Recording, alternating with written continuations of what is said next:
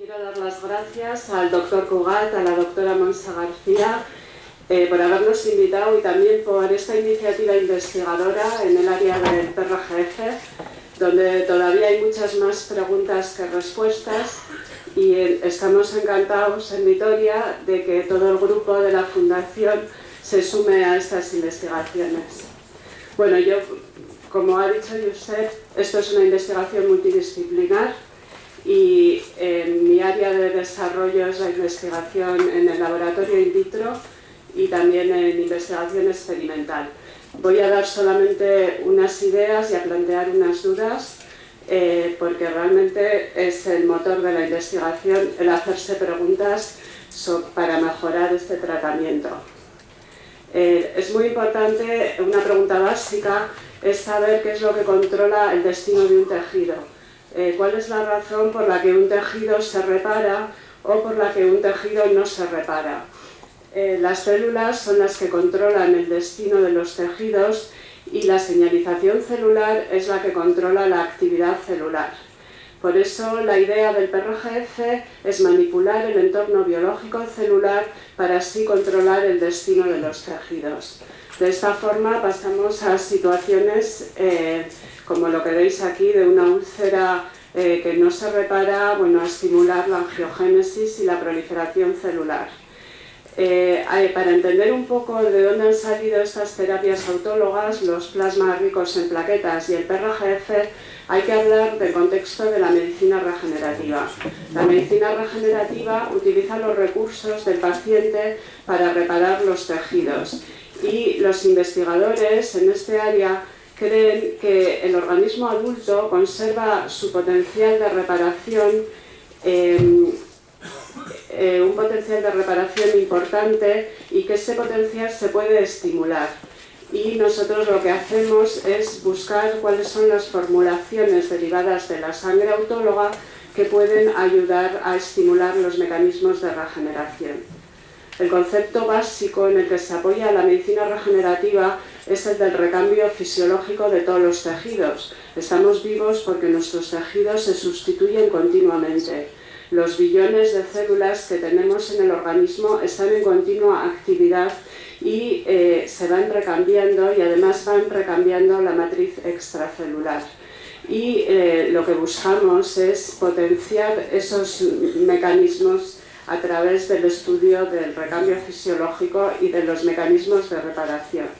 Es muy importante identificar cuáles son las diferencias moleculares y celulares entre un tejido que se repara y uno que se regenera.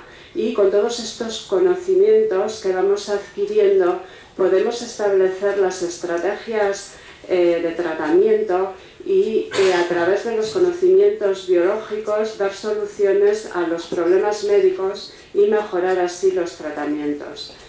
En un primer abordaje, la idea general es sustituir los coágulos de sangre por otra formulación que es un coágulo que no contiene leucocitos y que solo contiene proteínas adhesivas, plaquetas y todas las proteínas derivadas del suero y las proteínas derivadas de las plaquetas. Eduardo os ha explicado que se utiliza cloruro de calcio para estimular la formación de las redes de proteínas adhesivas, la mayoritaria la fibrina, y también para estimular la actividad plaquetaria, lo que antes se llamaba la metamorfosis viscosa. Lo que veis aquí son las plaquetas tal y como circulan en el torrente sanguíneo. Cuando las activamos ex vivo o in vivo, lo que ocurre es que cambian de forma, se agregan en grupos pequeños y liberan un montón de moléculas, principalmente proteínas. Y es importante hacer énfasis en la complejidad molecular de las plaquetas y en el número de proteínas que liberan. El secretoma plaquetario está formado por más de 300 proteínas, de ahí que sea una simplificación el hablar de unas pocas proteínas o el hablar solamente de números de plaquetas. Si a esto sumamos todas las proteínas que están contenidas en el suero, os podéis hacer una idea que la investigación en este área es bastante complicada. Aquí tenéis una imagen que ilustra, bueno, por grupos las proteínas plaquetarias, unas cuantas.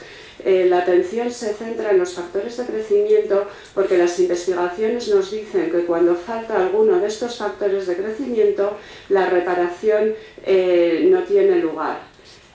Entonces son moléculas que son esenciales para que haya un proceso de reparación. Para entender cuál es el fundamento de la administración de los plasmas, tenemos que hablar un poco de la biología celular. Aquí tenéis una ilustración de lo que es una célula. En el centro de la célula está el núcleo y dentro del núcleo están los genes, el ADN.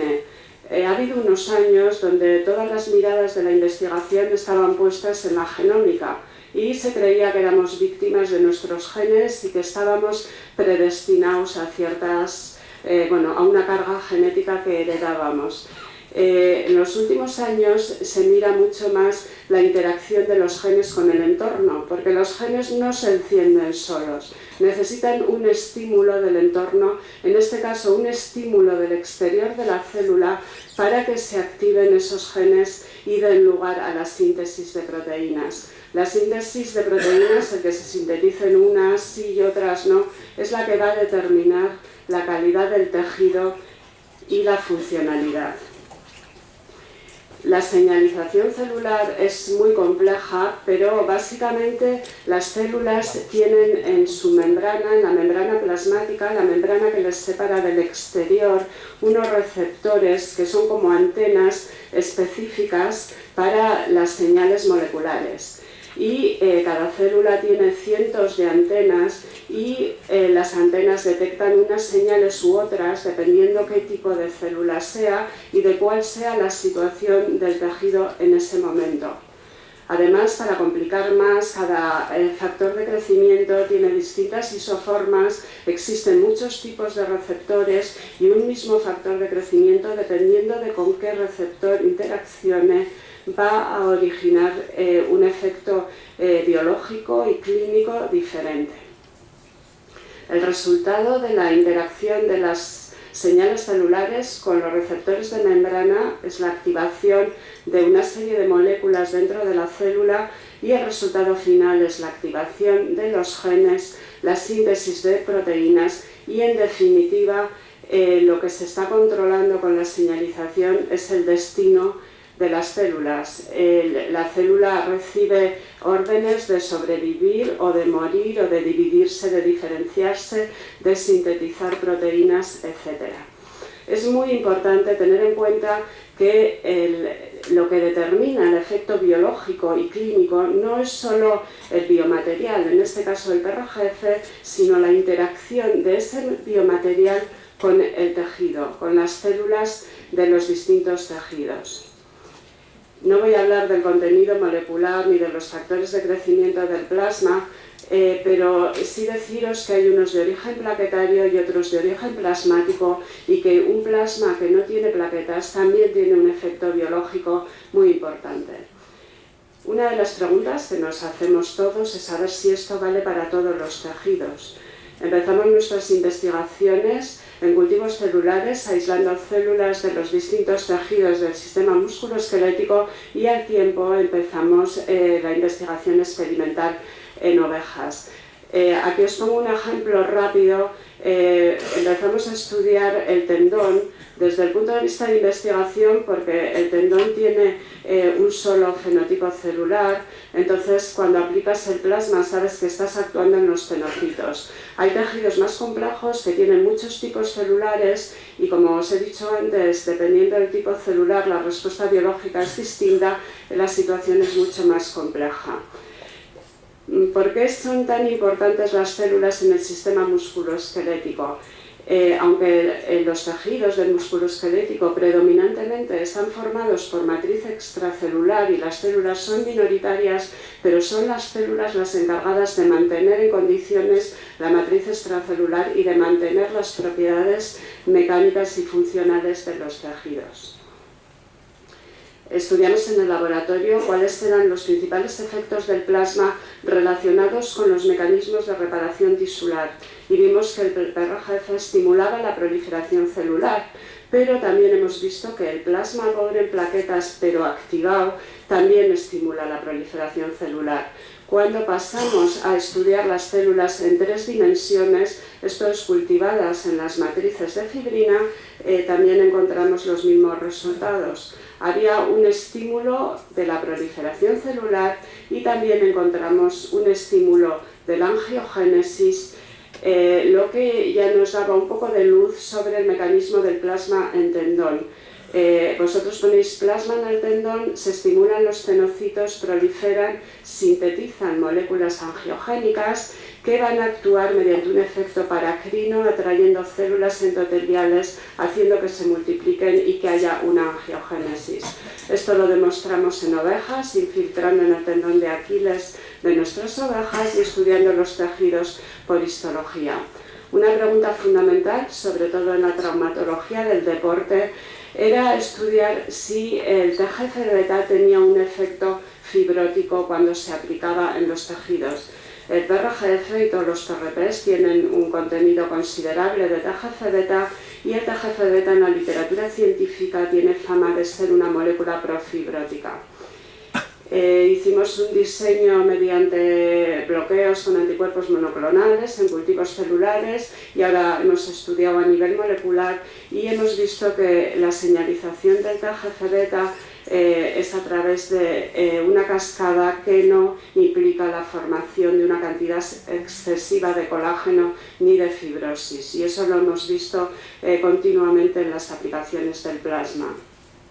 Este es un ejemplo para ilustrar lo que he dicho. Cuando vosotros aplicáis el PRGF en un tendón, lo que estáis haciendo es cambiar el ambiente biológico alrededor de las células, estimular esas células, las células de la lesión, y también estimulamos las células sanas que están alrededor de la lesión para que proliferen, para que sinteticen factores angiogénicos. Sabéis que la angiogénesis es clave en la reparación tisular.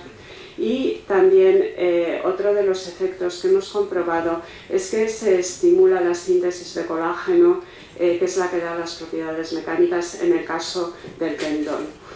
Como uno de los objetivos de la investigación es aumentar los conocimientos y hacerse preguntas para ir mejorando las cosas, nos preguntamos a ver si el efecto del plasma es el mismo en todos los tejidos donde se aplica.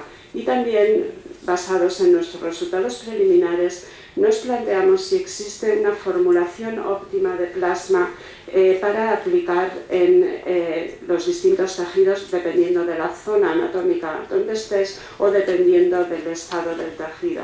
Y así hemos iniciado estudios en fibroblastos de distintas zonas anatómicas. Este es un ejemplo, fibroblastos de sinovial, porque estamos muy interesados en mejorar el tratamiento de las enfermedades articulares, especialmente de la artrosis. Estudiamos los fibroblastos de sinovial, de piel, de tendón, ahora gingivales también, y los comparamos simultáneamente en el laboratorio. Y lo que hemos visto es que dependiendo de la zona anatómica, el efecto del plasma varía.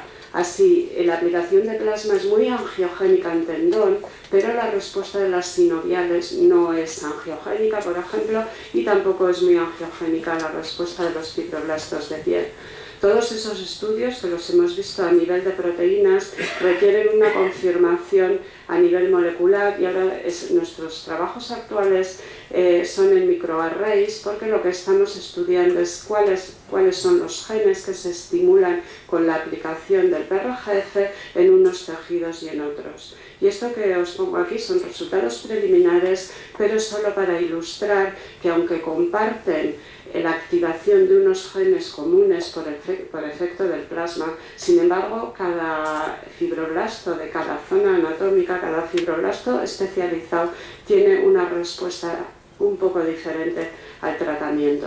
Y bueno, simplificando un poco, lo que obtenemos, los resultados, lo que sabemos hasta ahora es que el PRGF estimula la proliferación, es un modulador de la angiogénesis, también estimula la síntesis de colágenos y de hialuronan, y también sabemos que no es profibrótico.